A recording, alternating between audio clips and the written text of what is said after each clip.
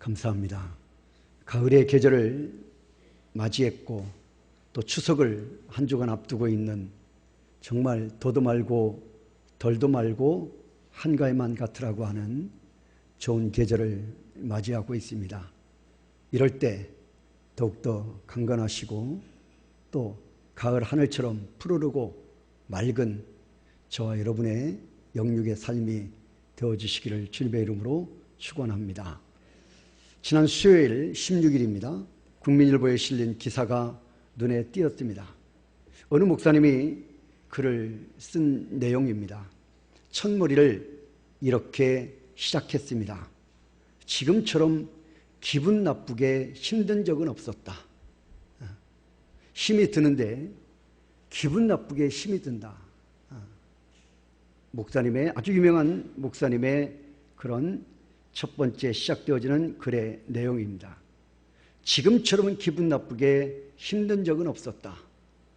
여러분 정말 저에게도 공감이 가고 동의할 수밖에 없는 고백이라 생각되니 아니 제 마음을 그대로 표현해 주었다 공감이 되니 더욱 그 내용이 저에게 와 닿았던 것 같습니다.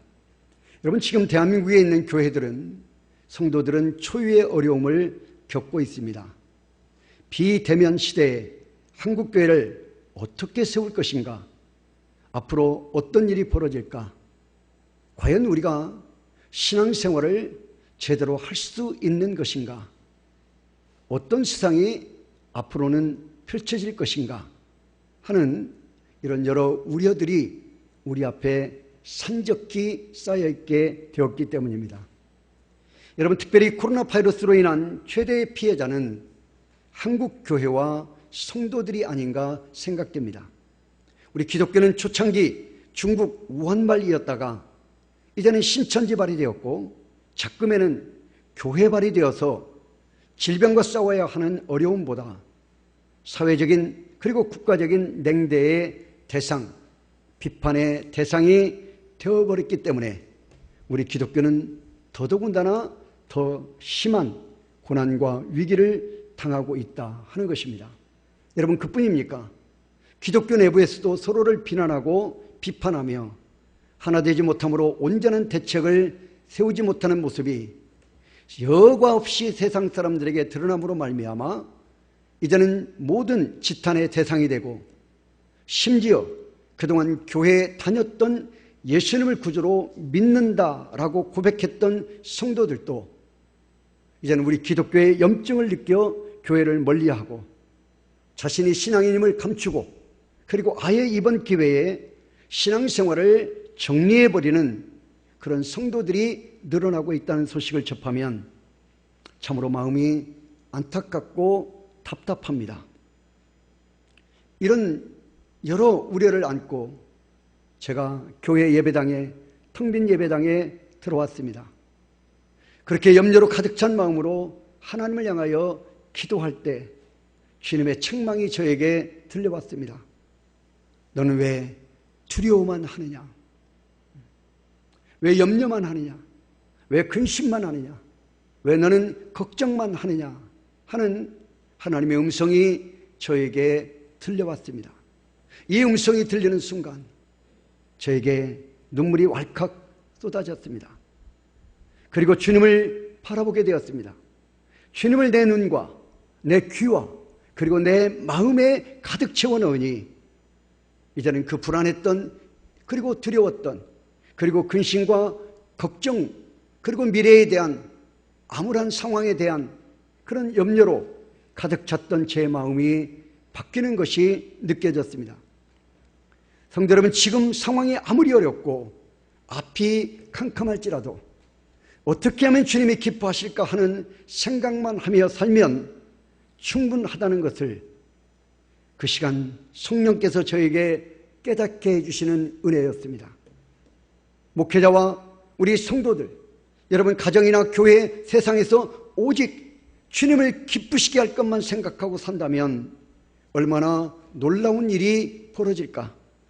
하나님의 도우심의 역사가 얼마나 강력히 일어날까 하는 생각에 그 순간 저는 큰 위로와 힘을 얻게 된 것입니다. 사랑하는 성도 여러분, 하나님은 살아계십니다. 할렐루야. 이스라엘 백성이 애굽에서 고통당하고 있을 때입니다. 하나님은 그들을 외면하지 않으셨다고 성경은 증언하고 있습니다. 출애굽기 3장 7절로부터 10절입니다. 우리 한번 다 같이 읽어보겠습니다. 여호와께서 시작. 여호와께서 이르시되 내가 애굽에 있는 내 백성의 고통을 알고 분명히 보고 그들이 그들의 감독자로 말미암아 부르짖음을 듣고 근심을 알고 내가 내려가서 그들을 애굽인의 손에서 건져내고 그들을 그 땅에서 인도하여 아름답고 광대한 땅, 젖과 꿀이 흐르는 땅, 곧 가나안 족속, 헷 족속, 아모리 족속, 브리스 족속, 히위 족속, 여부스 족속의 지방에 데려가려 하노라. 이제 가라. 이스라엘 자손이 부르짖음이 내게 달하고 애굽 사람이 그들을 괴롭히는 학대도 내가 보았으니 이제 내가 너를 바로에게 보내어 내 백성 이스라엘 자손을 애굽에서 인도하여 내게 하리라. 아멘. 내 백성의 고통을 알고 분명히 보고 부르짖음을 듣고 근심을 알고 또 부르짖음이 내게 달하고 학대도 내가 보았다. 여러분, 이 본문의 말씀은, 이 출애굽기 3장 7절로 10절의 말씀은 모세를 출애굽의 지도자로 부르시는 하나님의 콜링, 소명의 말씀입니다. 내용을 요약하면 하나님께서 애굽에서 고통당하는 내 백성, 하나님의 백성, 예수 믿는 하나님의 자녀들, 그들의 고통을 하나님이 알고 있다. 위기 가운데 살고 있는 이스라엘 백성들의, 그 하나님의 백성들의 형편을 낱낱이 어느 것 하나도 빠뜨리지 아니하고 알고 보고 듣고 계시다. 그들의 신음소리를 듣고 계시다. 고통 가운데 도움을 요청하는 그들의 간절한 기도 소리를 하나님이 이미 듣고 계시다. 알고 계시다는 것입니다. 심지어 근심까지도 알고 학대당하는 것까지도 다 알고 계신다는 것입니다. 여러분, 그런 위기 속에 빠진 이스라엘, 자기 힘으로는 도무지 벗어날 수도 없고 극복할 수도 없는 이 하나님의 백성을 구원하시겠다는 하나님의 강력한 의지를 출애굽기 3장에서 우리에게 나타내주고 있는 것입니다. 여러분, 그러고 보면 성경은 개인이든 국가든 반드시 위기가 찾아왔고 그 위기를 정말 멋지고 그리고 통쾌하게 극복해내는 내용들로 가득 채워져 있습니다. 하나님께서 어느 시대고 교회와 성도는 믿음의 심각한 도전을 받게 되고 그리고 위기에 처할 때가 있다는 것을 하나님이 아신다는 것입니다. 그리고 이미 성경에 그런 모든 위기 극복의 멋진 지혜들을, 멋진 능력들을 다 담아놓으셨다는 것이에요. 여러분, 차타가 모두 인정하는 현실의 위기, 교회의 위기, 성도들의 신앙의 위기, 그리고 삶의 위기, 어떻게 우리가 극복해야 할 것인가? 오늘 그 답을 요셉을 통해 우리가 함께 깨달아 보므로 함께 은혜 받는 축복의 시간이 되어주시기를 주님의 이름으로 축원합니다. 신앙의 선진들이 주는 위기 극복의 교훈, 첫 번째, 그는 요셉입니다. 여러분, 요셉은 우리 한번 따라서 합시다. 하나님과 동행했다. 그렇습니다. 하나님과 동행한 자였습니다. 여러분, 애굽은 이집트를 말하죠. 이 이집트에 팔려간 이 요셉의 심정이 어떠했을까요? 그러나 요셉은 염려와 슬픔, 근심과 걱정, 두려움과 분노 속에 살지 않았습니다. 요셉은 그 모든 순간 하나님을 오직 기쁘시게 하며 살았습니다. 그래서 하나님은 요셉을 쓰실 수 있었습니다. 어떻게 내가 처한 상황과 환경과 형편 속에서 주님을 기쁘시게 할까? 그것이 위기 상황, 그것이 고난의 상황, 그것이 환난과 시험의 상황이라 할지라도 어떻게 하면 그 환경과 형편 가운데서 오직 역사의 주인이신, 나의 생명의 주인이신 하나님만을 기쁘시게 할 것인가? 그 생각만 하며 사는 게 요셉의 최대의 관심사였고 삶의 목적이었다 하는 것입니다. 창세기 39장 2절로 3절입니다. 우리 한번 다 같이 읽어봅니다. 여호와께서 시작.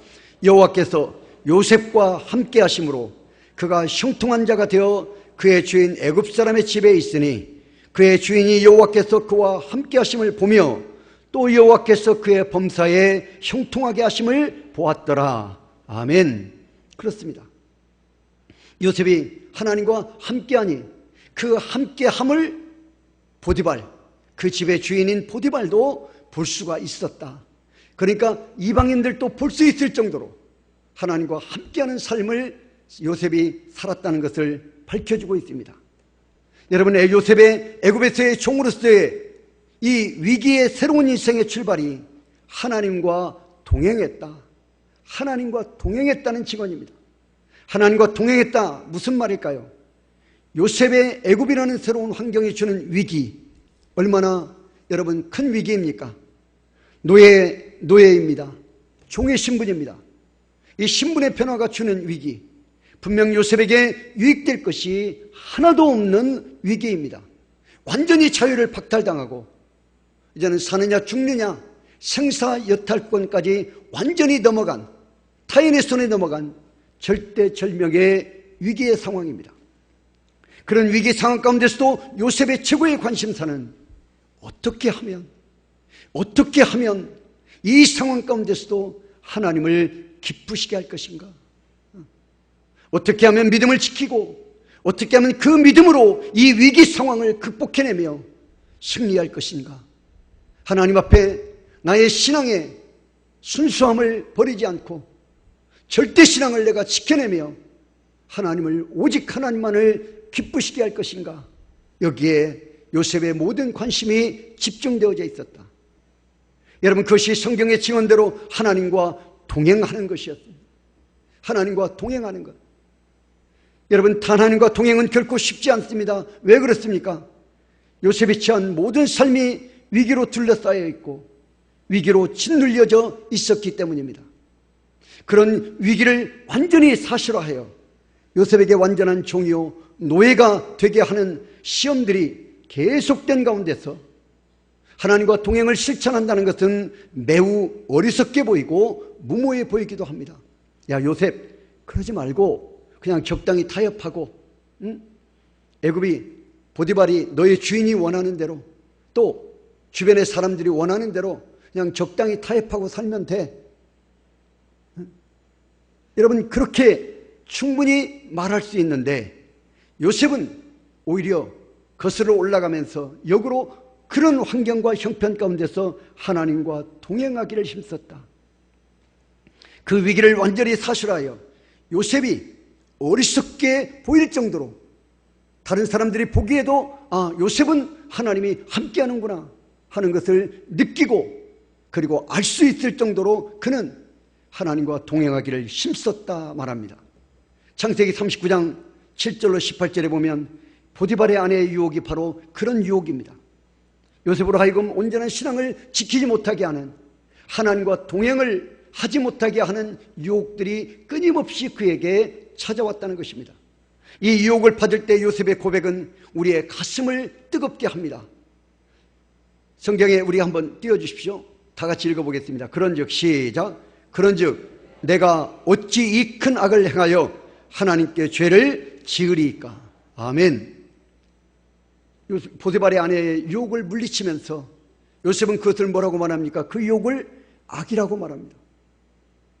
하나님의 말씀에, 하나님의 뜻에, 그리고 나의 신앙에 이것은 어긋나는 것이다. 이것은 하나님의 뜻에 어긋나는 것이니 이것은 죄를 짓는 것이고 이것은 악한 것이다. 내가 어찌 살아계신 만왕의 왕 되신 하나님 앞에 내가 어찌 죄를 범하겠느냐? 여러분, 그런 환경과 형편 가운데서 요셉은 하나님을 바라보았다는 것입니다. 하나님이 요셉의 삶의 기준이었다는 것입니다. 모든 판단, 모든 상황에 대한 이해, 모든 상황에 대한 지식의 기준이 여호와 하나님이었다 믿기를 축원합니다. 요셉은 이런 위기 가운데서 모든 생각과 판단의 기준을 어디에 두고 있습니까? 그는 오직 하나님입니다. 애굽에 있어도 하나님입니다. 억울하게 누명을 써도 하나님입니다. 환경의 우겨싸움을 당하여도 하나님입니다. 고난과 환난과 시험이 그에게 물밀듯 밀려오고 태풍처럼 밀려와도 그는 모든 판단의 생각의 기준이 여호와 하나님이었다. 하나님께 두고 있습니다. 우리는 이 시점에서 생각해 볼 수 있습니다. 적당히 세상의 요구에 순응하며 살면 그것이 지혜로운 것이지, 모난돌이 정맞는다 하는 속담처럼 그렇게 신앙의 유세를 부릴 게 뭐가 있느냐. 적당히 타협하고 적당히 하면 되지. 그렇게 유세를 떨며 너가 그리스도인인 것을 그렇게 드러내며 살 필요가 뭐가 있느냐. 그렇게 우리가 질문할 수 있습니다. 요셉을 향하여 또 묻습니다. 요셉, 너 그렇게 하나님 중심으로 하나님을 기쁘시게 하는 삶을 살아서 너 얻는 게 뭐냐? 뭐였습니까? 감옥살이입니다. 하나님 앞에 죄를 짓지 않았다는 것 때문에, 하나님 중심으로 살았다는 것 때문에, 하나님을 기쁘시게 해드리는, 하나님과 동행하는 삶을 살았다는 것 때문에 너가 얻는 것이 뭐냐? 감옥이라.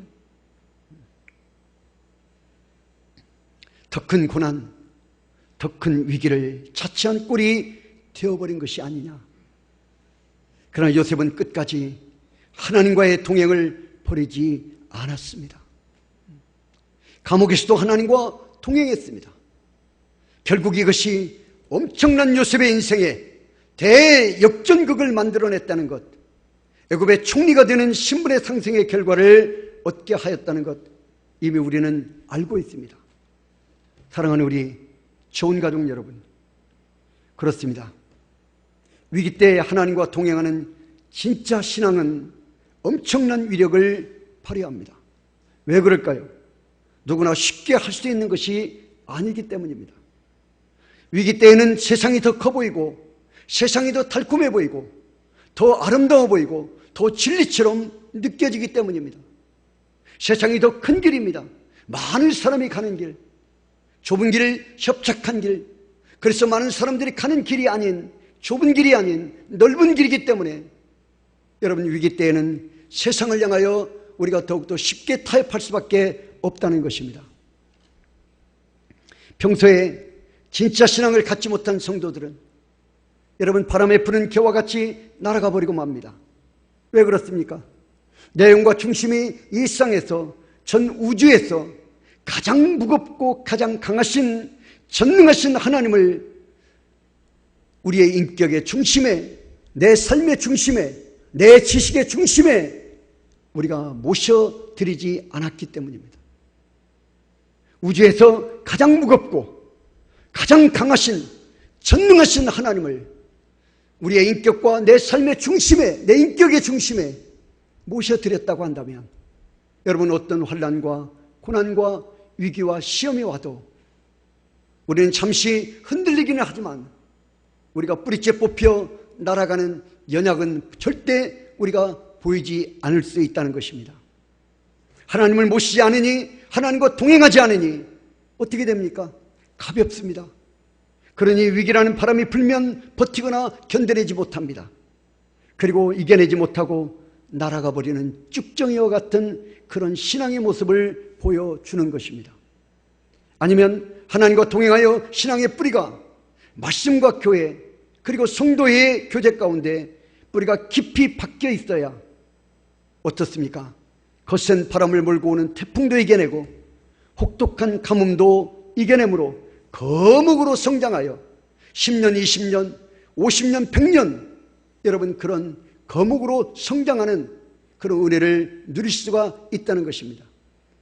뿌리가 약하거나 흉내내는 신앙에 머물러 진정한 하나님과 동행하는 삶의 내용이 없기에 작은 바람에도 밀려다니는 부처와 같이 여러분, 그런 신앙이 더워져 버리고 마는 것입니다. 하나님이 원하는 신앙보다 세상이 원하는 신앙, 세상이 원하는 뜻대로 세상이 부는 바람에 거침없이 이제는 흔들려 버리는 그런 신앙의 모습들을 보여줄 수밖에 없다는 것입니다. 사랑하는 성도 여러분, 예수님은 지금도 우리와 함께 하시고 우리 주님이시며 왕이시고 무엇보다 우리의 생명인 줄로 믿습니다.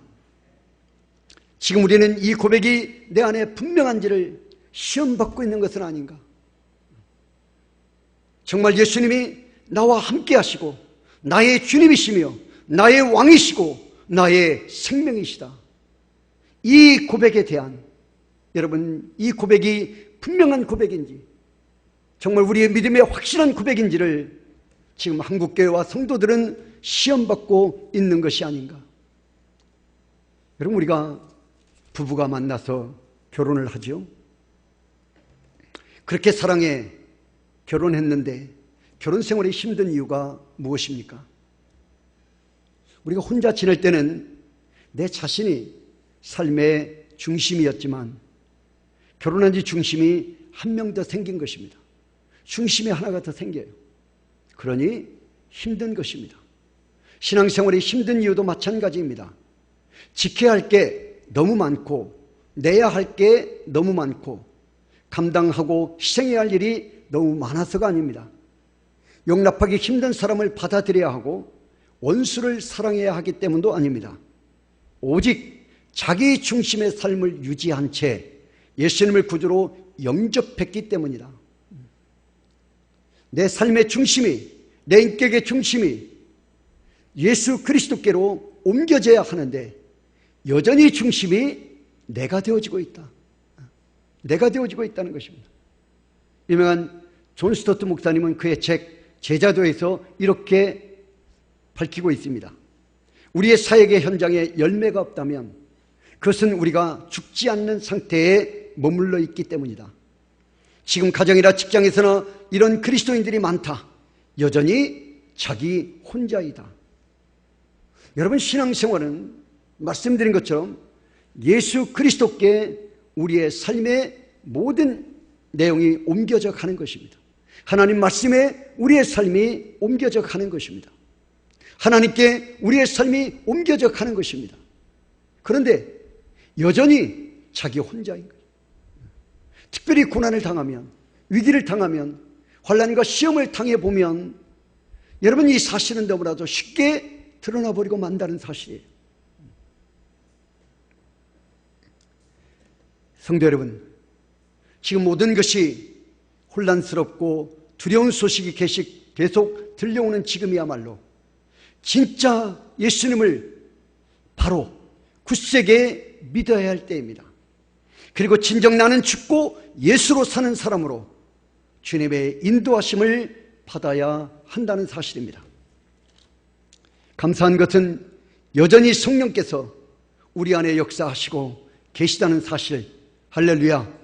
여전히 성령께서 내 안에 역사하고 계시다는 사실. 나를 붙들고 나를 도우시고 있다는 사실. 하나님의 은혜는 여전히 우리를 덮고 있다는 사실. 여러분, 더 이상 종교생활에 머물지 말고 오직 예수님께서 기뻐하실 일이 무엇인가, 하나님께서 기뻐하실 일이 무엇일까 하는 질문만 하시면서 하나님과 동행하는, 말씀과 동행하는, 교회와 동행하는 순종의 삶을 살아야 될 줄로 믿습니다.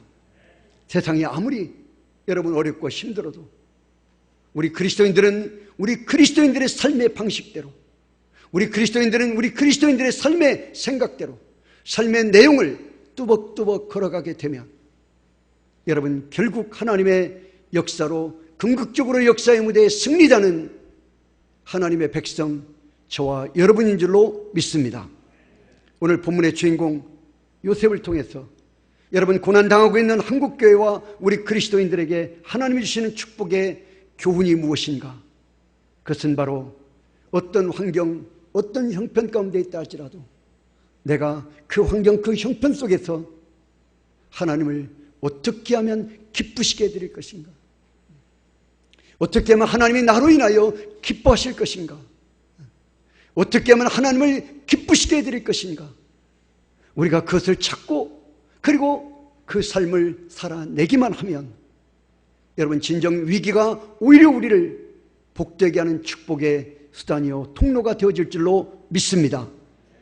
여러분, 우리는 하나님을 영화롭게 하고 그로 기쁘시게 하기 위해 존재하는 자들임을 우리 잊지 말아야 됩니다.